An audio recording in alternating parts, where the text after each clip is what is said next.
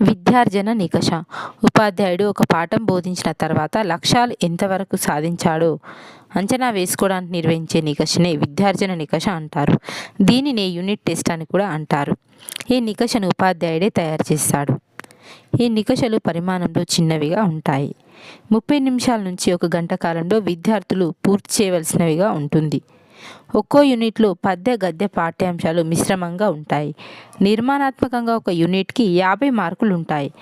దానికి అనుగుణంగా ప్రశ్నాపత్రాన్ని తయారు చేసుకోవాలి. ఇందులో పిల్లల భాగస్వామ్యం, ప్రతిస్పందనలకు 10 మార్కులు, రాత అంశాలు, నోటు పుస్తకాలు, ఇంటి పని 10 మార్కులు, ప్రాజెక్టు పనులకు 10 మార్కులు. ఈ 3 అంశాలను ఉపాధ్యాయుడు యూనిట్ బోధనా కాలంలో విద్యార్థులను పరిశీలించి మార్కులు కేటాయించవచ్చు.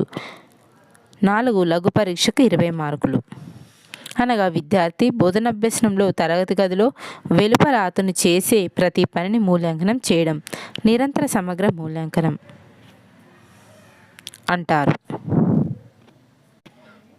విద్యార్జన నికషను తయారు చేసేటప్పుడు దృష్టిలో ఉంచుకోవలసిన అంశాలు: 1. బోధన లక్ష్యాలకు దృష్టిలో ఉంచుకొని తయారు చేయాలి.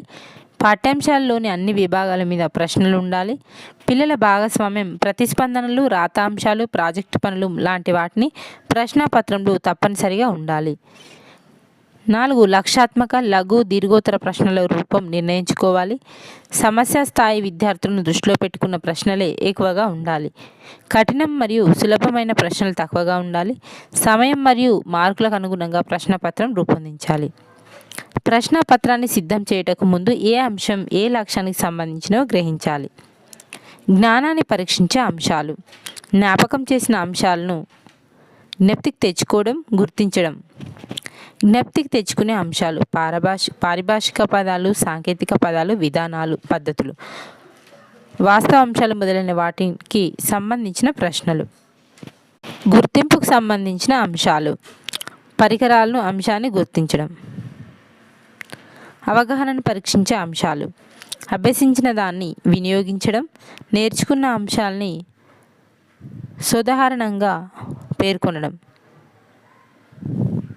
నేర్చుకున్న సూత్రాలను లేదా సిద్ధాంతాలను ఆచరణలో పెట్టి వాటికి ఉదాహరణను చూపడం.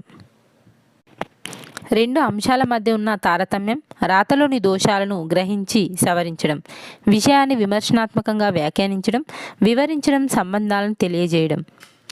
భాషలో కొత్త సందులను విడదీసి పేర్లు చెప్పడం, కొత్త సమాసాలకు విగ్రహ వాక్యాలు చెప్పడం, అలంకారాలు గుర్తించడం, సందర్భానుసారం అర్థం చెప్పడం మొదలైనవి.